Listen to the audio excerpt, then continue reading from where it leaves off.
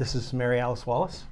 She's the mayor of our fair city of Longview, and today we're just going to spend some time talking about what's important for her. One of the questions I asked her was, what are you most passionate about right now? And that's the thing that I really want to find out from people, is what's on their heart and what are they investing their time and energy into? Where do they think they can make the most amount of difference? And so you are the mayor of Longview. The mayor of Longview. And I know, just because we've spent a little bit of time together, that you have got a real servant's heart.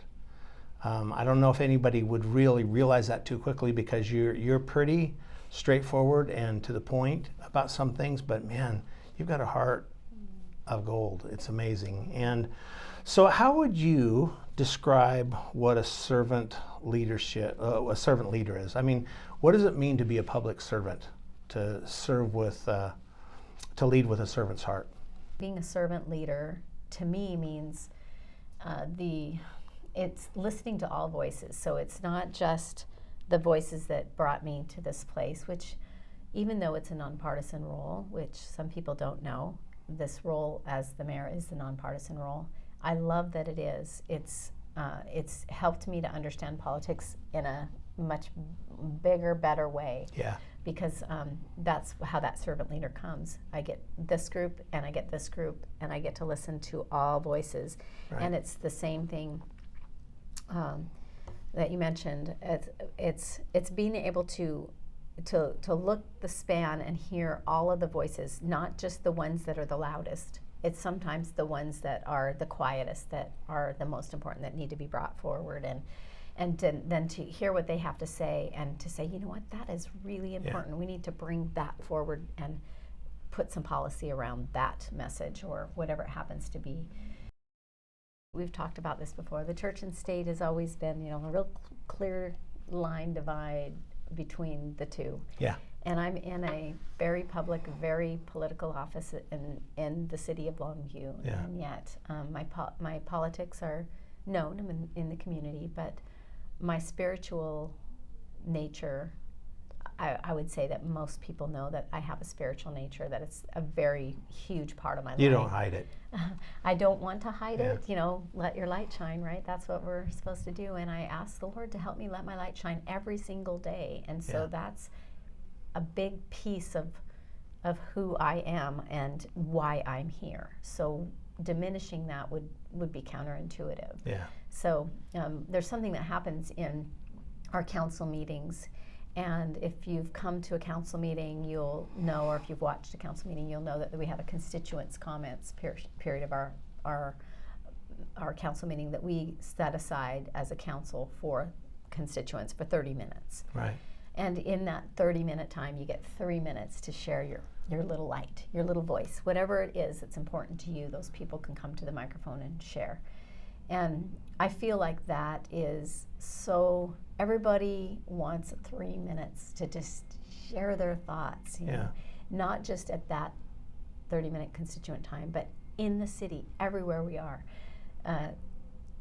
Everyone has that little tiny voice that wants to share something. Yeah. I want to be the one that hears that. I want to be able to hear what this person and this person have to say. Yeah. And so that's what a servant leader, to me, that's part of it. Another part of it is to walk the talk and do the walk.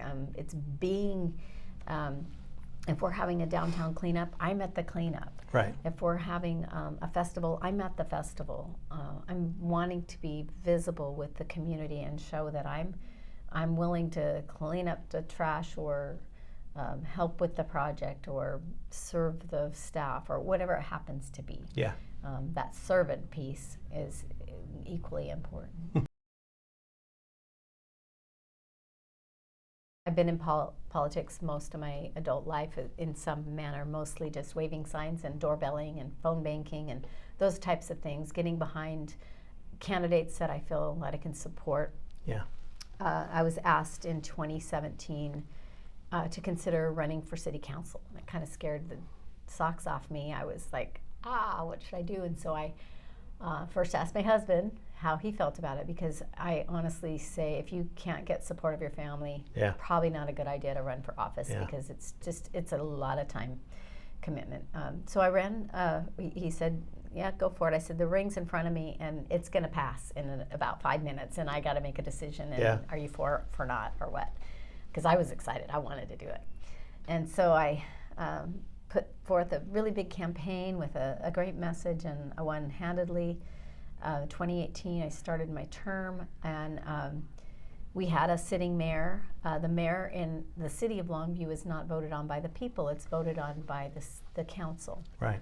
And so I was a city councilor with a different mayor in the council, and every 2 years during election season we had the opportunity to, as a council, to vote and to vote on a new mayor and a mayor pro tem in the council.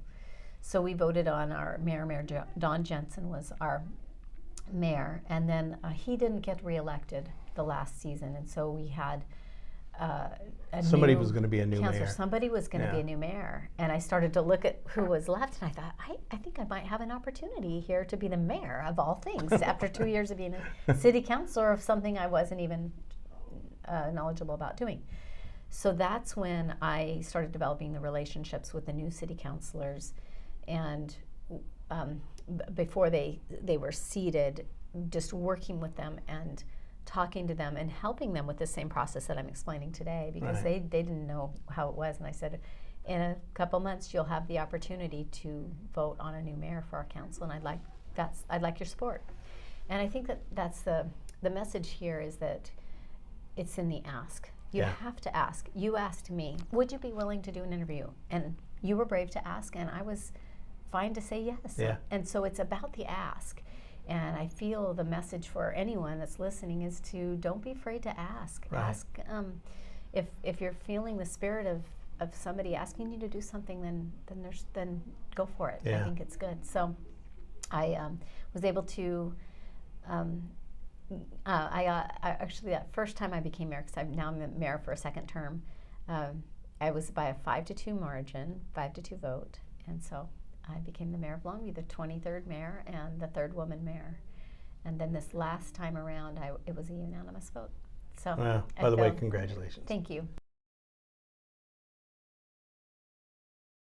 Well, I became the mayor in 2020, in January of 2020, and we know in March of 2020 was when I got to really try that out, right? Welcome to the office. This is your new assignment. I remember the weekend really well. It was the 3rd weekend in March, I think, that we were getting ready to make some big decisions, like what is happening. All this hubbub in the state, and everything was starting to shut down. And I got together with a group of people, mayors from the community. I actually called the meeting. It was really fun to kind of take kind of charge. It probably wasn't my role too, but I wanted to know what was going to happen, and so. But leaders lead. I called the admin director of the county, Axel Swanson at the time, and some of the commissioners. I called all the mayors within the community. Just a cadre of people. I think there was a dozen of us around the table. We had a meeting on Sunday, which was really different. So it was ahead of the week, and we just said, okay, we're the leaders of this community. What do we want? How do we want this to look? And that meeting, the people that were invited to that meeting, it broke off into another county-led meeting, which was the incident management team committee, which we had lead our pandemic for the community. And so it was great to be a part of that very beginning part, and then to be a leader within that throughout. That was fine. The difficult part of that was where the mayor piece comes in play, is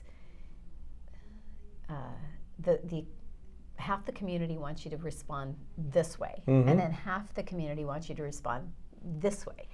And those two ways don't always look the same. In fact, they don't look the same at all. And are you talking about the city government or the church? Yeah, about the same. Because it's the same thing. Yes. Yeah. And so, I'm active in my church as well, so same kind of thing.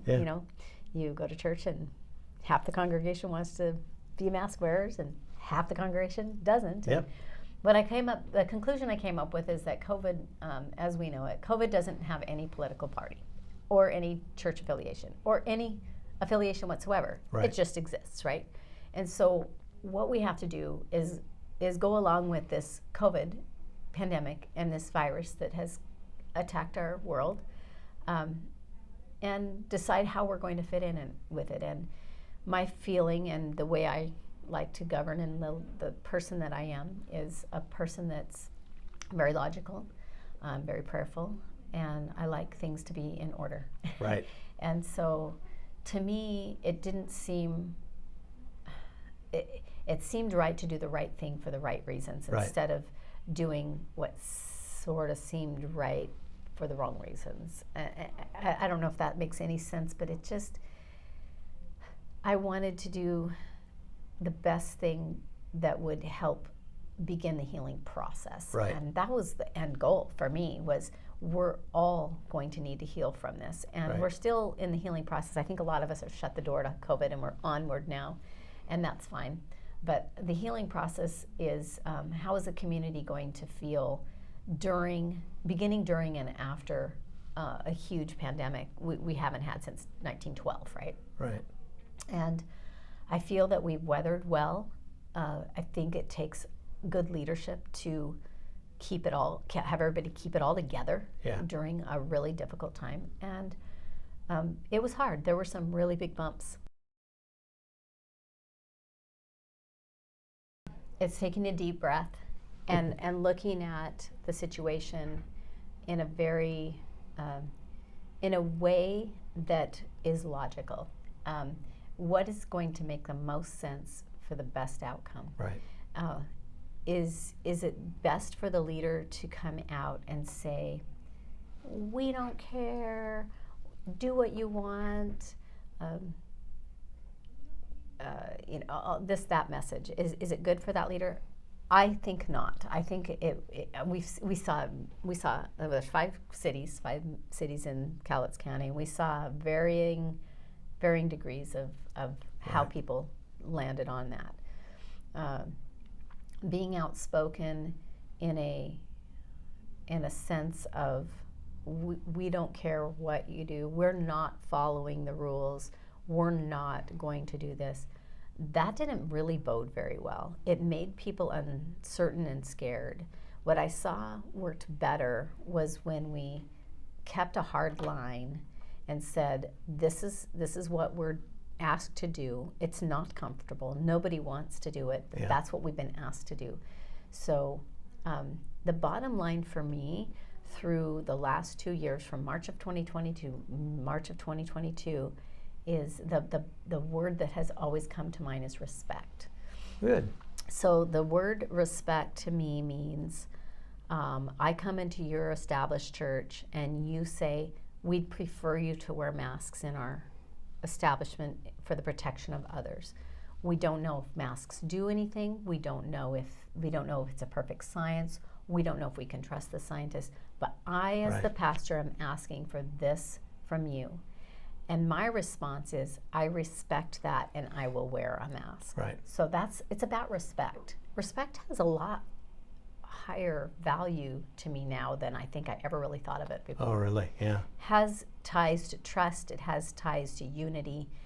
It's a beautiful word, so respect. So, and I started to use that with everything that I did. When I'd go into restaurants, if right, the restaurateur said, this is what we ask, then out of respect for that person, I did that. yeah, So there's a couple things. It's leading out personally.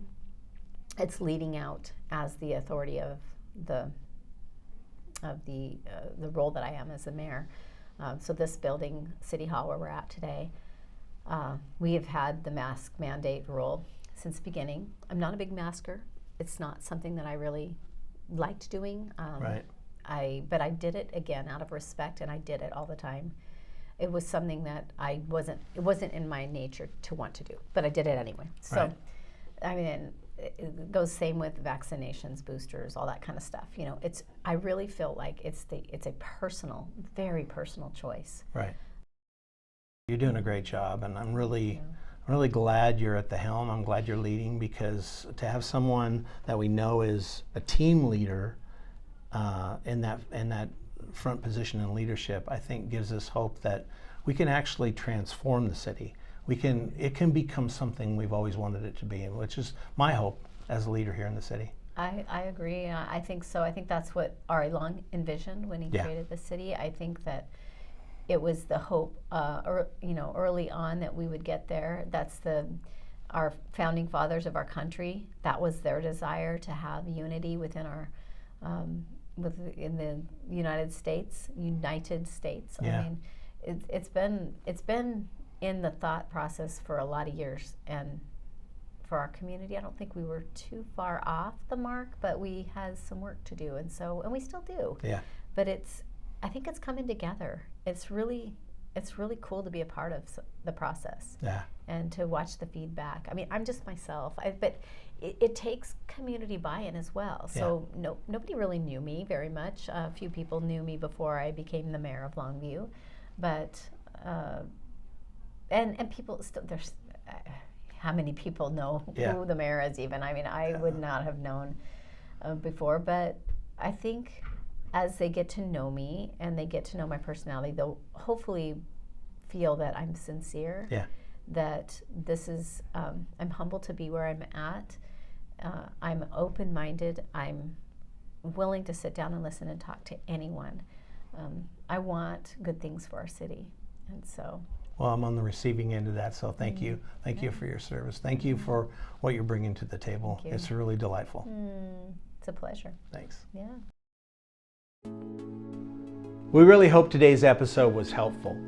You'll find more resources and content to connect with other community leaders by going to our website, cityservecowlitz.org. So, it's been a joy to walk with you, and we'll see you soon.